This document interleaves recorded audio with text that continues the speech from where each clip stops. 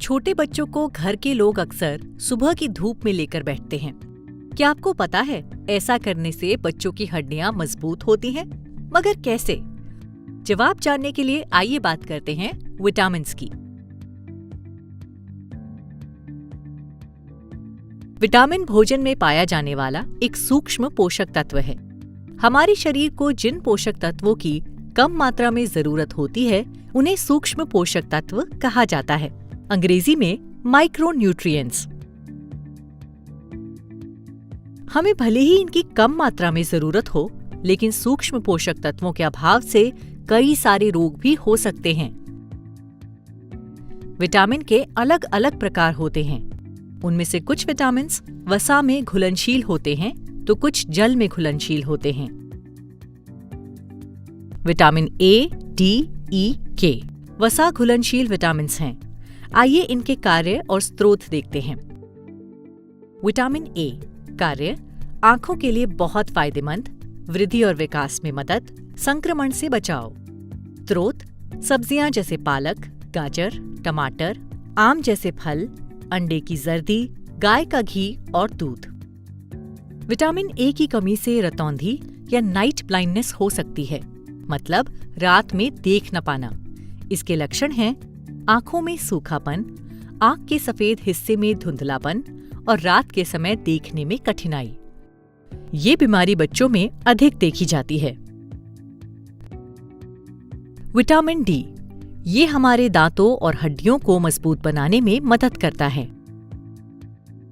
सूर्य की किरणों से हमारी त्वचा के नीचे विटामिन डी का निर्माण होता है, इसीलिए बच्चों को अक्सर सुबह की धूप में बिठाते हैं।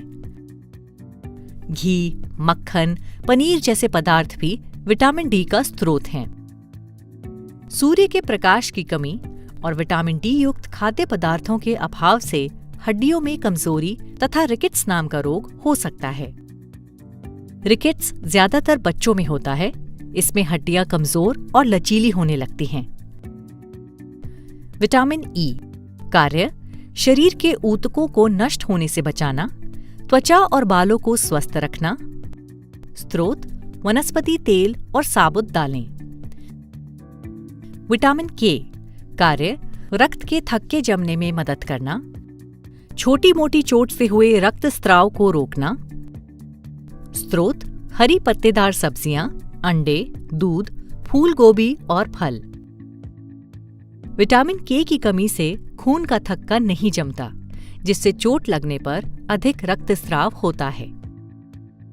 नवजात शिशुओं में विटामिन के की कमी के कारण रक्तस्राव हो सकता है, जो जीवन के पहले कुछ हफ्तों में देखा जाता है।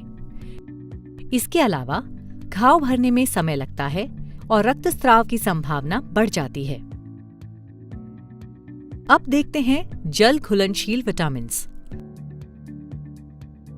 विटामिन बी कॉम्प्लेक्स विटामिन्स का एक समृद्ध समूह है।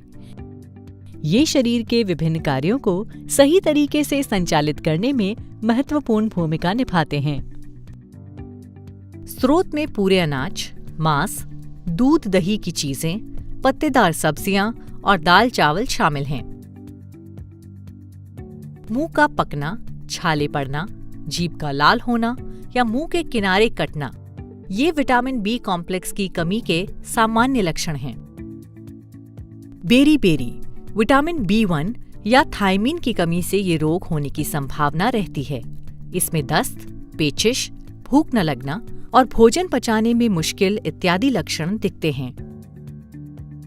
विटामिन सी घावों को जल्दी भरने में मदद करता है और प्रतिरक्षा प्रणाली को मजबूत बनाता है, ताकि हम बीमारियों से बच सकें।